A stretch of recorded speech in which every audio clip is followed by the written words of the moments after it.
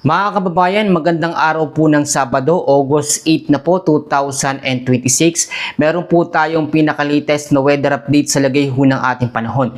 Wala na ho tayong bagyong minomonitor sa loob po ng ating Philippine Area of Responsibility na wala na po ang bagyong Maymay at nakalayo na po ang Typhoon Dolphin sa ating FAR o malapit po sa FAR. At sa ngayon, ang nagpapaulan po ay ang habagat o southwest monsoon sa may kanlurang bahagi ho ng ating bansa. Alamin din natin kung may panibagong bagyo nga bang paparating sa mga susunod na mga linggo o mga araw. Pero bago ho yan, i-share nyo yung update natin para mas marami hong mga panood. Sa pinaka-latest na update po na inilabas ho ng Pag-asa, ang pangunahing weather system po na nagpapaulan ngayon sa malaking bahagi ho ng ating bansa. Kung makikita nyo yung mga ulap na yan, yan po yung tinatawag natin na habagat o enhanced habagat southwest monsoon na siyang pinalakas ho ng dating Typhoon Dolphin na nasa labas po ng ating FAR. Sa area po ng Occidental Mindoro, sa parte pa rin po ng Zambales at Bataan, asahan po natin, tinatawag po natin na monsoon rains o yung mga pag-uulan po maya't maya lalo ho sa hapon at sa gabi dahil po sa epekto ng habagat o southwest monsoon. Yung mga area na yan, masyado pong maulap, yan po ay dahil sa habagat. Sa area po ng Metro Manila, sa parteng Ilocos Sur, kasama po ang La Union, Pangasinan, Abra, Benguet, kasama po ang Tarlac, ang Pampanga, Bulacan, Rizal, Cavite, ang Laguna, kasama po ang Batangas, Oriental Mindoro at Antique ay patuloy din makakaranas ng mga pag-uulan lalo ho sa hapon at sa gabi dahil pa rin sa habagat o southwest monsoon. Masyado pong napakalawak ang epekto ng habagat o southwest monsoon dahil nga po hinila o hinatakyan ng Typhoon Dolphin na nasa labas ng ating FAR. At dito naman po sa area ng Batanes at sa may parte po ng Babuyan Island, bagamat malayo naman na ito sa ating FAR, pero yung pinakabuntot ng bagyo, yung pinakahangin niya ay magbibigay ng mga cloudy skies o maulap na kalangitan sa Babuyan Island at ilang bahagi po ng Batanes. Pero yung mga pag-uulan sa hapon, asahan pa rin natin. At ito naman po, sa nalalabing bahagi ho ng Luzon, nalalabing bahagi ng Visayas, ay patuloy din makakaranas ng epekto ng habagat o southwest monsoon. Sa nalalabing bahagi naman o the rest po ng Mindanao, mga localized thunderstorms naman po ang magpapaulan dyan. So maging alerto din yung mga taga Mindanao kahit po hindi direktang tinamaan ng habagat at ng mga nakaraang bagyo.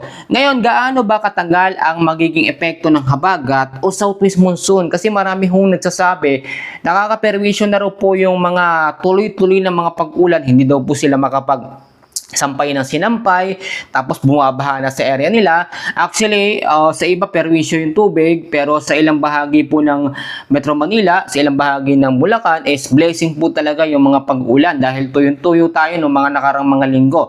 Inaasahan na ang habagat o southwest monsoon ay hanggang sa third week pa po ng August. Actually, medyo matagal pa po yan, kaya kinakailangan natin maging mag-asikaso, no? Dapat hindi bahain yung mga lugar o kung bahain yung mga lugar, linisin ho natin yung mga basura dyan.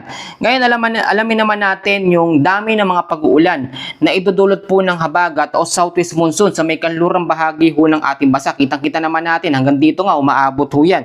So, ngayong hapon ho ng Sabado, meron ho tayong tinatawag na 100 to 200 mm sa dami ho ng pag-uulan dyan po sa may Zambales, Bataan at sa may parte po ng Occidental Mindoro. Meron naman po tayong 50 to 100 mm na dami ho ng pag-uulan sa may Ilocos Sur, sa may La Union pa rin, kasamang Pampanga, Abra, Benguet, sa may Tarlac, Pampanga, ilang bahagi ho ng Bulacan, Metro Manila, Rizal, Cavite, Laguna, Batangas, Oriental Mindoro at sa may parte ho ng Antique. At pagdating naman po ng linggo ho ng hapon hanggang sa Lunes ho ng hapon ay meron naman tayong inaasahan ho na 100 to 200 mm sa dami ho ng pag-uulan dyan pa rin sa Ilocos Sur, La Union, Abra, sa may Benguet at Zambales. Bahagyang mababawasan from 50 to 100 mm sa dami ng pag-uulan na lamang. Ito po ay linggo ng hapon hanggang sa Lunes ho ng hapon. Dito po sa may parte ng Ilocos Norte, sa may Pangasinan, sa may Apayao, kasama ang Kalinga, Mountain Province, Ifugao, Nueva Vizcaya, kasama po ang Tarlac, Nueva Ecija, Bataan, Pampanga at Occidental Mindoro.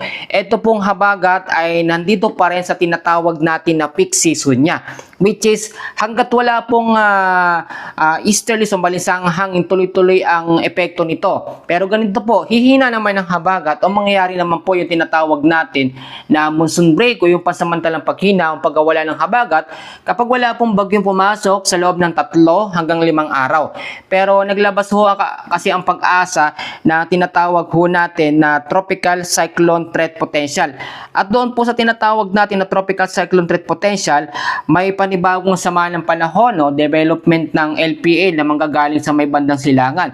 Kung makikita nyo nga sa ating radar, meron na mga cloud cluster dyan, may mga kumpulan ng kaulapan dyan. At sa ngayon, patuloy nating minomonitor. Ito po, sa pagitan po ng August 8 hanggang sa August 12, may lilitaw dito na LPA. Ayan po, nandito na sa LPA dyan, banda dyan. Ayan po ay nakikitang lalapit naman sa PAR o papasok sa PAR sa pagitan po ng August 13 hanggang sa August 19. Bagamat hindi naman po yun kinoconsider bilang isang banta ng panibagong bagyo, pero mag-ingat pa rin po tayo. Kung sakali po kasi yun ay ma-develop, tatawagin po yun na bagyong Neneng. Sa ngayon, yan po muna ang ating latest na update sa lagay ho ng ating panahon. Maraming salamat po sa inyong patuloy po na pagsuporta.